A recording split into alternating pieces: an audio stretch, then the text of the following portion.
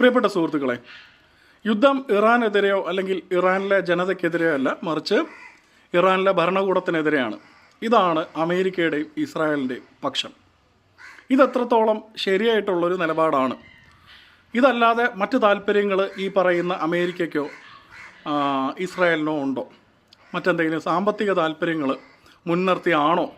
അല്ലെങ്കിൽ ഇതിൻ്റെ എക്കണോമിക്സ് എന്താണ് എന്നുള്ളത് നമുക്ക് ഈ ഷോർട്സ് വീഡിയോയിലൊന്ന് ചർച്ച ചെയ്യാം.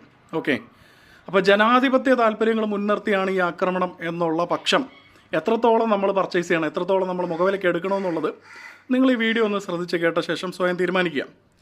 ഇത് പറയുന്നതിന് വേണ്ടി ആദ്യമേ തന്നെ ഞാൻ പറയട്ടെ, നമ്മുടെ ലോകത്ത് ഒരു രാജ്യം കറൻസി പ്രിൻ്റ് ചെയ്യുന്നത് സ്വന്തം ആവശ്യങ്ങൾക്ക് വേണ്ടിയാണ്, ആഭ്യന്തരമായിട്ടുള്ള ആവശ്യങ്ങൾക്ക് വേണ്ടിയാണ്, അല്ലേ? എന്നാൽ നമുക്കറിയാം, ഇന്ന് ലോകത്ത് പല ട്രാൻസാക്ഷൻസിലും വാല്യൂ ടേംസിൽ ഒരു കീ കറൻസി ആയിട്ട് നമ്മൾ കൺസിഡർ ചെയ്യുന്നത് ഡോളറാണ്. എങ്ങനെയാണ് ഡോളറിന് അത്തരത്തിലൊരു പ്രാധാന്യം കൈവന്നത്? ഓക്കെ, അതിലേറ്റവും പ്രധാനപ്പെട്ട ഒരു ഡെവലപ്മെൻറ്റ് ഉണ്ടായത് 70കളിൽ 71 ആ നിക്സൺ സിസ്റ്റം ഫെയിലായ സമയത്ത് പെട്രോ ഡോളർ എന്ന് പറയുന്ന ഒരു വ്യവസ്ഥ നിലവിൽ വന്നു. അല്ലെങ്കിൽ അമേരിക്ക അത്തരത്തിലൊരു വ്യവസ്ഥയിലേക്ക് ഈ ഓയിൽ പ്രൊഡ്യൂസിങ് രാജ്യങ്ങൾ, സൗദി അറേബ്യ പോലുള്ള രാജ്യങ്ങളുമായിട്ട് ഇത്തരത്തിലൊരു വ്യവസ്ഥയിൽ എത്തിച്ചേർന്നു. എന്താണ് പെട്രോ ഡോളർ എന്നുള്ള ആശയം? ഓയിൽ പ്രൊഡ്യൂസിങ് ആയിട്ടുള്ള എണ്ണ ഉൽപ്പാദിപ്പിക്കുന്ന രാജ്യങ്ങൾ ഉൽപ്പാദിപ്പിക്കപ്പെട്ട എണ്ണയുടെ മൂല്യം, okay, the oil shall be priced in dollar terms. ഇനി മാത്രമല്ല, എണ്ണ വിറ്റ് കിട്ടുന്ന പൈസ, സർപ്ലസ് മണി US ഡോളർ ഡിനോമിനേറ്റഡ് ആയിട്ട് എന്ത് ചെയ്യണം? ഫിനാൻഷ്യൽ ഇൻസ്റ്റിറ്റ്യൂഷൻസിൽ ഡെപ്പോസിറ്റ് ചെയ്യാൻ വേണം. ഈ രണ്ട് കണ്ടീഷൻസാണ് പെട്രോ ഡോളറിന് ഉള്ളത്. അപ്പോൾ നിങ്ങൾ ചിന്തിക്കും, ഈ പറയുന്നത് പോലെ ഡോളർ ടേംസിൽ എണ്ണയ്ക്ക് വില നിശ്ചയിച്ച് കഴിഞ്ഞാൽ ഡോളർ ടേംസിൽ മറ്റേതെങ്കിലും കറൻസി കൊടുത്ത് ഇത് വാങ്ങിയാൽ മതിയോ? പോരാ, ഡോളറിൽ തന്നെ വാങ്ങണം. ഉദാഹരണത്തിന് ബാരൽ ഒന്നിന് $80 ആണ് എങ്കിൽ 5 ബാരൽ എണ്ണ കിട്ടണമെന്നുണ്ടെങ്കിൽ ഈ പറയുന്ന പോലെ $400 പോരാ.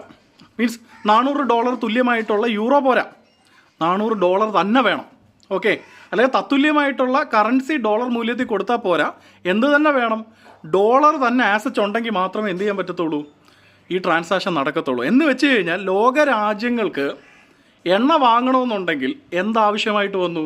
ഡോളർ ആവശ്യമായിട്ട് വന്നു. അപ്പോൾ നിങ്ങളൊന്ന് ആലോചിച്ചേ, ഡോളറിൻ്റെ പ്രസക്തി US ആഭ്യന്തര വിപണിയിൽ മാത്രം ഒതുങ്ങി നിൽക്കുന്ന ഒന്നാണോ? അല്ല.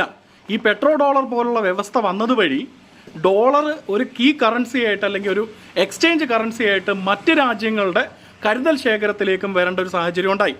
അപ്പോൾ പാരീസ് ക്ലൈമറ്റ് അക്കോർഡിൽ നിന്നൊക്കെ എന്തുകൊണ്ട് അമേരിക്ക പിന്മാറുന്നു? അതിൻ്റെ ഒരു പൊളിറ്റിക്സ് എന്താണെന്ന് വെച്ച് കഴിഞ്ഞാൽ, 2 എൻറ്റിറ്റീസാണ് പ്രധാനമായിട്ടും അമേരിക്ക ഈ ഡോളർ അബ്സോർപ്ഷൻ ഇഞ്ചക്ഷൻ ഉപയോഗിക്കുന്നത്. ഒന്ന് എണ്ണയും, പിന്നൊന്ന് അവരുടെ വെപ്പൺസുമാണ്. Paris climate accord is basically against what? These fossil fuels, അല്ലേ? അപ്പോൾ അവരുടെ ഒരു